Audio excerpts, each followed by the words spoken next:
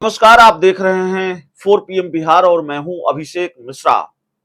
कल हमने आपको एक खबर दिखाई थी। बीजेपी के राष्ट्रीय अध्यक्ष जेपी नड्डा बिहार के दौरे पर थे और भाजपा के पितामह कहे जाने वाले स्वर्गीय कैलाशपति मिश्र की 100वीं जन्म जयंती समारोह जो पटना के बापू सभागार में आयोजित थी, उसमें हिस्सा लेने के लिए वो पहुंचे थे। बाद में फिर बीजेपी की कुछ बैठकों में भी उन्होंने हिस्सा लिया, पार्टी के नेताओं को कुछ निर्देश भी दिए, 2024 का गुरु मंत्र भी दिया। लेकिन जन्म जयंती समारोह में जब जेपी नड्डा शिरकत करने पहुंचे तो अपने संबोधन में उन्होंने कुछ ऐसा कहा जिससे न सिर्फ उनके राजनीतिक दुश्मनों के लिए था, न सिर्फ आरजेडी जेडीयू के लिए था। ऐसा लगता है कि उन्होंने अपने सहयोगियों को भी टेंशन दे दी है।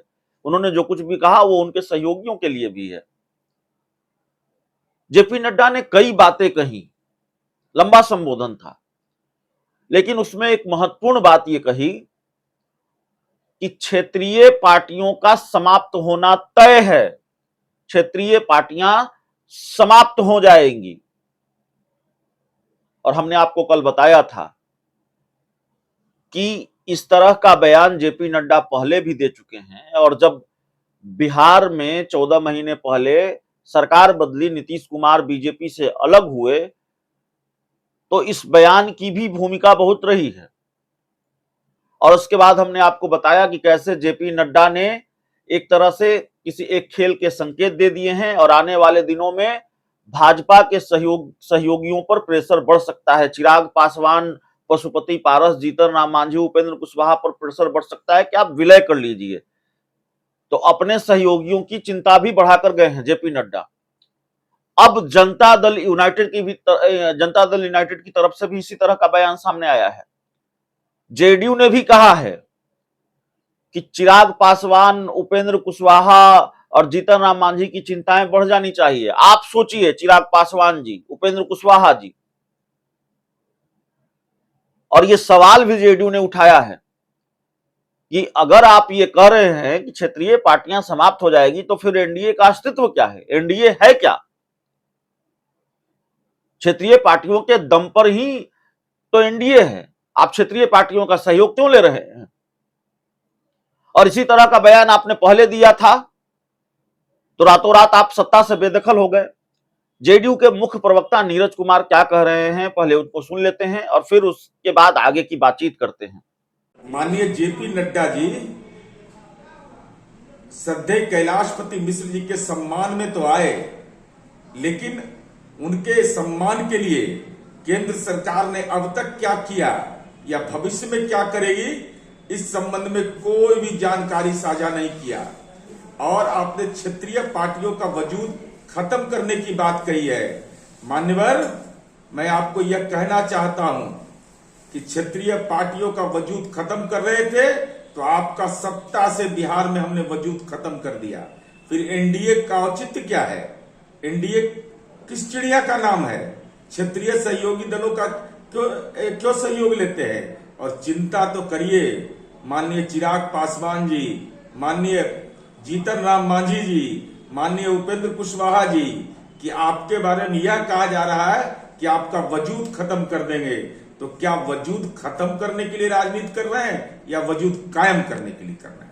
जेडीयू के मुख्य प्रवक्ता नीरज कुमार ने आज जो बयान दिया है, हमने कल ही आपको ये खबर दिखाई थी, बताई थी कि कैसे अपने ही सहयोगी दल की चिंता बढ़ाकर गए हैं जेपी नड्डा, बढ़ा रहे हैं और एक तरह से ये संकेत भी दे रहे हैं कि भारतीय जनता पार्टी विलय का प्रेशर बढ़ाने वाली है अपने ही कुछ सहयोगी दलों पर। जाहिर है, जिस पार्टी की राय ही यही है कि क्षेत्रीय पार्टियां समाप्त हो जाएंगी, क्षेत्रीय पार्टियों का अस्तित्व नहीं बचेगा, तो फिर क्षेत्रीय पार्टियों के साथ गठबंधन कब तक चलेगा? दोस्ती कब तक चलेगी? काम खत्म, दोस्ती खत्म। कहीं ये इरादा तो नहीं है भारतीय जनता पार्टी का? तो यही बात हमने आपको बताया था, यही बात आज जेडीयू ने कहा है। जेडीयू के मुख्य प्रवक्ता नीरज कुमार ने कही है।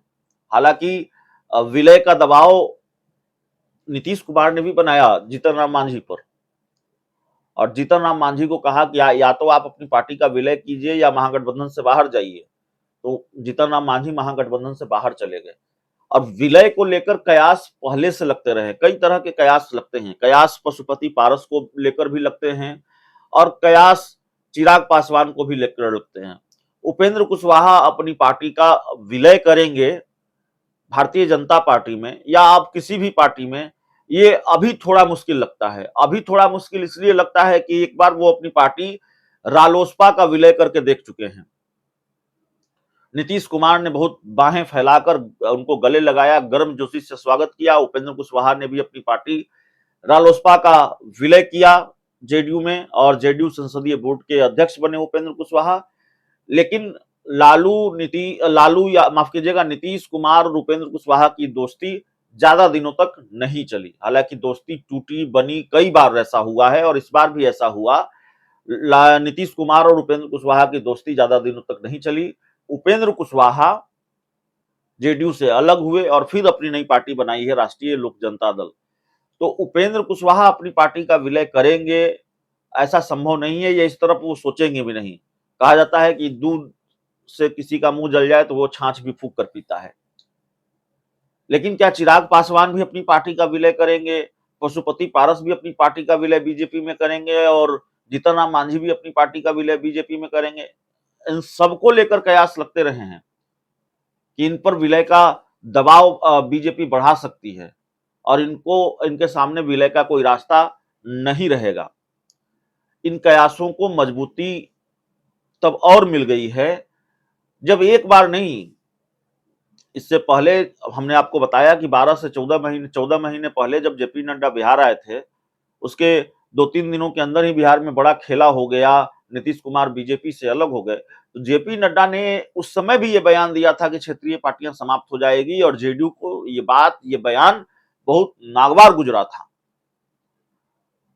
और जेडीयू और बीजेपी के रिश्ते पहले से तल्ख थे, दोस्ती दरक रही थी, और उस आग में घी का काम किया जेपी नड्डा के इस बयान ने। और फिर एक बार जेपी नड्डा जो बीजेपी के राष्ट्रीय अध्यक्ष हैं, उन्होंने इस बयान को दोहराया है और फिर यह कहा है कि क्षेत्रीय पार्टियों को समाप्त होना होगा। तो जब भारतीय जनता पार्टी के राष्ट्रीय अध्यक्ष बार बार इस तरह के बयान को दोहरा रहे हैं, तो जाहिर है इसका मतलब क्या है? इसका मतलब यही है कि चिंताएं वाकई बढ़ जानी चाहिए, टेंशन बढ़ जानी चाहिए। चिराग पासवान की भी, जीतन राम मांझी की भी, उपेंद्र कुशवाहा की भी हैं, तो वो भी क्षेत्रीय पार्टी, भले अपनी पार्टी के विलय के बारे में सोचें न सोचें। पशुपति पारस की भी टेंशन बढ़ जानी चाहिए, क्योंकि भारतीय जनता पार्टी कह रही है क्षेत्रीय पार्टियां समाप्त हो जाएंगी, तो ये सारी क्षेत्रीय पार्टियां हैं। और जेडीयू और आरजेडी भी क्षेत्रीय पार्टी है। तो जेडीयू और आरजेडी के मुकाबले बीजेपी के पास जो सहयोगी दल हैं, वो उनकी राजनीतिक मुश्किलें ज्यादा बढ़ी हुई हैं। चिराग पासवान के पास कोई मुफीद विकल्प नहीं था। बहुत अभी कोई अच्छी स्थिति में नहीं है चिराग पासवान की पार्टी, जीतन राम मांझी की पार्टी, उपेंद्र कुशवाहा की पार्टी। जीतन राम मांझी के पास तो फिर भी 4 विधायक हैं, उपेंद्र कुशवाहा के पास तो न विधायक हैं न सांसद हैं। चिराग पासवान अपनी पार्टी के अकेले सांसद है, कोई विधायक भी नहीं है। पशुपति पारस के पास 5 सांसद हैं, विधायक एक भी नहीं है। बहुत बहुत धन्यवाद।